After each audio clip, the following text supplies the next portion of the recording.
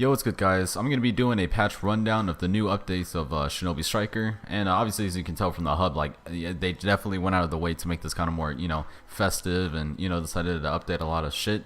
So, arguably, a lot of people are saying this is, definitely one of the best, if not the biggest patch. Now, most of it is more or less just patches to the PvP, obviously changing a lot of jutsus, and yeah, adding a little bit of customizations here and there, and even adding a new VR master. So, I'm going to be doing a rundown of all that stuff. So without further ado, let's get to it. So the first things first, obviously, as the hub has changed, I mean, you got like the balloons, you got like the freaking decoration, you got a goddamn blimp out here. You already know that's just doing bits. A lot of it's changed. Even the music's changed. It's a lot more like, I don't know, more festive, I guess. It's like a remix version of like the original hub soundtrack. So that's pretty much all there is for the hub, of course, that changed as well. One of the biggest things, I think, in my opinion, is definitely the fact that they added a new VR master. And this one is actually Jiraiya. And this one, they pretty much call it a DLC. This DLC, you pretty much pay about, what, $4 for this? And it gives you, of course, 2 new jutsus and 1 new ultimate jutsu. And this one seems to be a defense type, if I'm not wrong.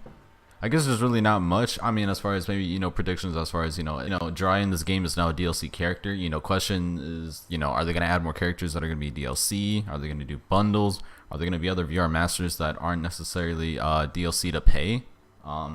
Definitely I can see that being somewhat of a problem. I mean, considering if these jutsus are pretty good or, if not broken, then, you could kind of argue, yeah, pay to win. But of course, content is content. I'll take it as is. I'm kind of curious to see what else are they going to do. I've already seen leaks, of course, from Minato, all the Hokages, previous Hokages, even Obito, Madara, all these other characters, plan to get into the game. And I assume they're probably going to be DLC just like Jiraiya, but I guess we'll just have to see. So now getting down to the actual update itself. So what they did change, of course, is the lock-on camera changes. So they, I guess, pretty much made it to where it follows, under the conditions correctly. It doesn't break if the character takes damage or is down while standing on walls. Pretty much anything that you had the lock-on camera issues. I mean, if anybody, you ask has played this game, they'll say like, yeah, the lock-on is pretty trash. I mean, unless even if you're maybe playing on controller, it's like a lot more convenient. Even still, like the lock-on camera was pretty ass. So with this change, it definitely makes it basically not trash, at least a lot better. I still think it's a preference at this point. I don't really think you necessarily need the lock-on camera, but I mean, if it, it's there, it's there. It's hopefully it works, of course. Next is the matchmaking optimization. So they changed the region settings. They've been tweaked. The matchmaking wait time has been improved. So of course a lot of people have been complaining about that, which has now been fixed. So of course, yeah, you can get into matchmaking, and the wait time has been improved. Of course, me personally, I didn't really think the wait was that long, but I did notice it was a lot quicker for sure. And the region settings have been tweaked, which thank God. I mean, I still go in the matches and I'm playing with people out in Zimbabwe, but I think there's been a lot less games where I've lagged, and I think that was obviously the biggest issue because, mind you, this is a game where it's player-to-player connection. So, like I said, if you're playing with someone outside your region, you're gonna have a bad time. So I'm glad they've actually touched on that and fixed that. The next is lobby menu optimization. So the UI menus in the lobby now feels much smoother. So I can definitely agree. I'm going through different, the inn, I'm going to the store, let's say the VR, the training master, and a lot of the UI feels a lot smoother and faster. So that's definitely something, to note. Before it was a lot slower and you actually had to just click something and just wait for it to load. Now it's just like zip, zoop, zoop, like it's super quick, it's super fast, it's smooth. I like that. So going into the first things, we got the attack type skills, and here's what they did. So for the ninjutsu Rasengan, will now give players a super armor during its lunge. So the skill will not be interrupted even if it hit with attack. So basically it gave it kind of like the same thing Lightning Lariat had. If you didn't know, Lightning Lariat did have an invulnerability kind of when you activate it, and you can't really be interrupted. That's kind of what they're doing for Rasengan. I definitely agree they should do that though, because Rasengan half the time I activate it and that shit does not go off. I just keep getting fucking dominated. So of course that works as well. It also says here, however, still can be interrupted during startup animation, which I can imagine. Next we have the Ninjutsu Sage Art Wind Style Rasen Shuriken. Now destroy player made terrain such as Wood Style Doomed Wall, Sand Shield, or Earth Style Mud Wall Jutsu. So that I could definitely see that being pretty cool. Definitely these 3 abilities have been, especially Sand Shield has been probably the most broken abilities in the game.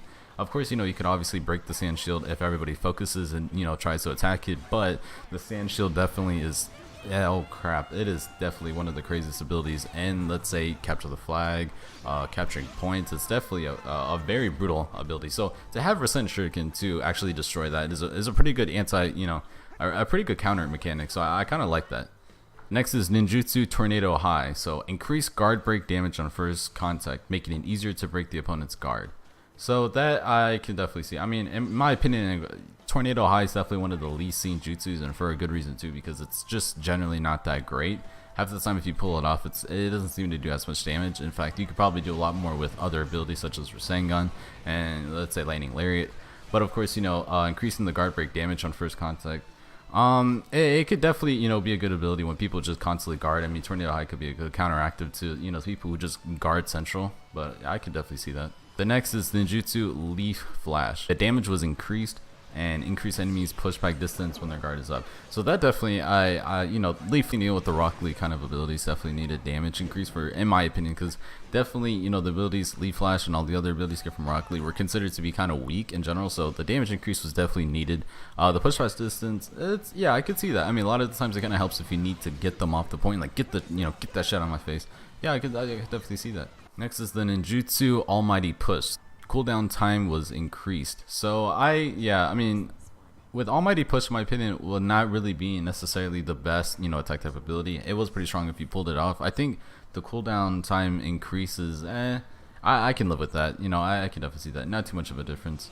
Next is the Ninjutsu Lightning Style Lariat. So the cooldown time increased. This one I could definitely see this, because the cooldown on Lariat is definitely one of the craziest. I mean, you could essentially spam it. It's probably definitely the best attack type ability out there. It's essentially your Rasengan Chidori mixed into one. It can literally hit more than one target if they're close in in a straight line kind of linear path. And as well as when you activate it, it can't really be interrupted, I guess, unless you get silenced by certain sports. But as far as I know, that ability is definitely crazy. So cooldown time increase, definitely kind of needed that. Secret Technique Kamui. So Secret Technique gauge now charges faster, which thank God, because Kamui is definitely one of those that it's not bad. I think it's just for what it does, it definitely needs to be a faster kind of way of pulling it off, because with the time that you take trying to get your Kamui out, it's just not worth it. If getting it faster right now is definitely going to be a lot better for the ability. So you'll probably see a lot more people running this ability, if anything. Next is the Secret Technique Massive Rasengan. Now grants momentary invincibility from melee attacks and projectiles during startup animation, which is great because this happens a lot. You can activate Massive Rasengan and actually get knocked out of it, And Massive Rasengan, you can get it fairly quick, and the ability still is pretty ass in my opinion. I think they need to do a lot more to Massive Rasengan to make it more useful, but I mean, this helps it, if anything. Next is the Secret Technique Planetary Devastation. So let's see what they did to this. So Secret Technique Gauge now charges faster. So I can definitely see that. I mean, Planetary Devastation, I think probably takes one of the longest ults to actually get off, and I think making it quicker, I think there has to be something else to even it out. So the other thing they did is initial pull area radius greatly reduced. So that's great. Okay, so I can see that. So they made it charge faster, but the pull radius is reduced. So if you didn't know, the Planetary Devastation, basically you can activate it on one person, and everybody else that's near that person will be sucked up into it. So you can easily get double kill, triple kill, or a whole team kill, quadra kill. And the pool, sometimes you could be pulled from Timbuktu and you're like, what the fuck, and you're dead. So reducing it, I could see that. I mean, there's a lot of stuff you can do about the Planetary Devastation, but I think this one's a decent one at most. People still spam it, and Planetary Devastation is still the best attack type ultimate out there, but we'll see what happens. Next is the Secret Technique 7 Heavenly Breaths. So now grants invincibility for melee attacks and projectiles during startup animation, but effect duration greatly increased. So that's great. 7 Heavenly Breaths definitely needed that buff. If anything, it was definitely one of the least used ultimates out there for sure. Buffing it was probably a smart move. Secret Technique 8 Inner Gates, Gate of Limits.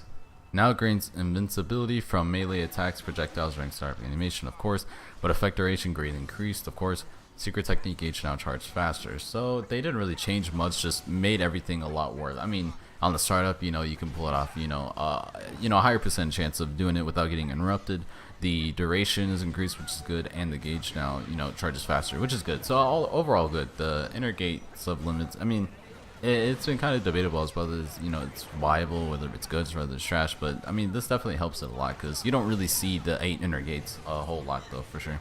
Next is the Secret Technique Lightning Style Chakra Mode. So now it grants invincibility, blah blah blah, from the start of animation, of course, but effects greatly increased, of course, and Secret Technique each now charges faster. So pretty much the same thing as everything else they gave. The Chakra Mode, Sage Mode, whatever the hell. They pretty much did the same thing. Everything's increased, everything's a lot better. So this is healthy. I mean, this is good. It's definitely one of the least used modes out of all of them. Yeah, people mainly using just what, like planetary devastation, and that's it. Maybe, you know, some other ultimate, but come away. But this is mainly one of the least used in my opinion. So this is gonna help it a lot. Next, we're going into range. Seems like they didn't really change much. So ninjutsu shikigami dance shield. So stride up animation time reduced. Okay, that's fine. Nothing really to be said there, honestly. I mean, kind of a give or take. Next is the secret technique super god imitation drawing, projectile speed increase. So that's great. This was definitely super god imitation. I mean, it has somewhat, you know, potential as far as, you know, an ultimate, but I think projectile speed increase, that's definitely going to help you pull off a lot more successfully. So yeah, that's always good. Next for defense, we have ninjutsu sand shield. Okay, let's see what they did here. Cooldown time decreased. Whoa.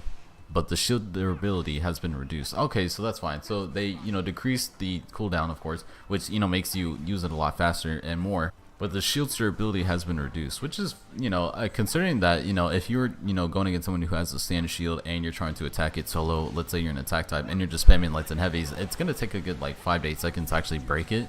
An actual shield probably lasts to like 10-12 seconds. It lasts for a long time, so reducing the durability is definitely going to help. So if everybody focuses the sand shield, I imagine it's probably going to break pretty easily, which is fine. I think that's... the sand shield needed it. It was definitely pretty broken.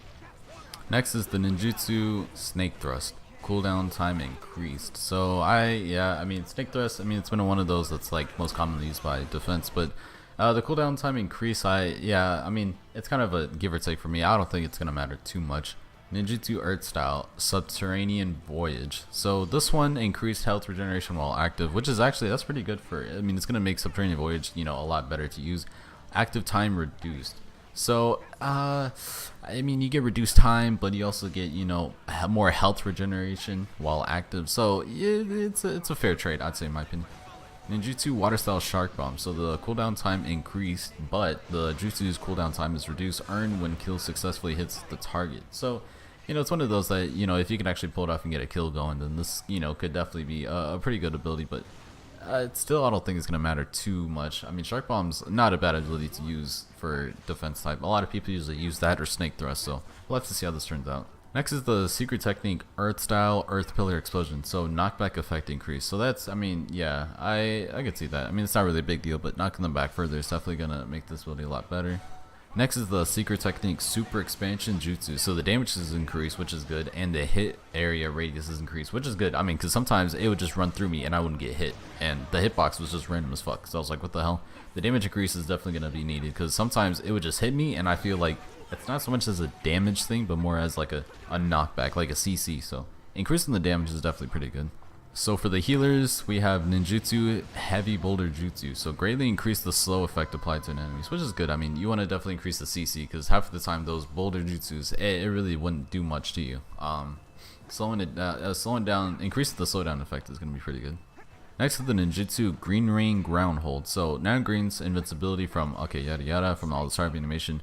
Cooldown time decreased, healing effect is increased. So basically there's really no trade-off. I mean, this is overall just trying to buff it up. I mean, the cooldown's, you know, less, and the healing is increased, and you also get invincibility from, you know, the startup. So the overall, this, you know, will pretty much just buff up that ability. So hopefully we'll probably see this a lot more. I think we do see this from time to time, but we'll have to see. Ninjutsu Cellular Extraction Jutsu. So cooldown time increased. So I mean, I really love this ability when, you know, I have someone using this ability on my team. I mean, this was like the main bread and butter for healers when you want to heal someone. Like, I swear to God, you're gonna hear Cellular Extraction Jutsu like probably every 5 seconds. So increasing the yeah, I could see that, because most of the time the healers could actually just sustain the team almost indefinitely. So increasing the cooldown time is definitely gonna help a lot. And yeah, so that's pretty much all that's it for this patch. It's pretty much just a lot of changes to these abilities, you know, that's going to affect PvP play. And of course, you know, you got the new master. There's going to be a lot more customizations that you have to unlock as well. I think they doubled. I think before it was 2,000, now it's 4,000. So there's going to be a lot more costumes, a lot more color variations. And yeah, overall, this is definitely, a lot of people saying this is one of the biggest changes. So yeah, looking forward to it. Anyway, I hope you guys enjoyed the video, and I will catch you on the next one. Peace.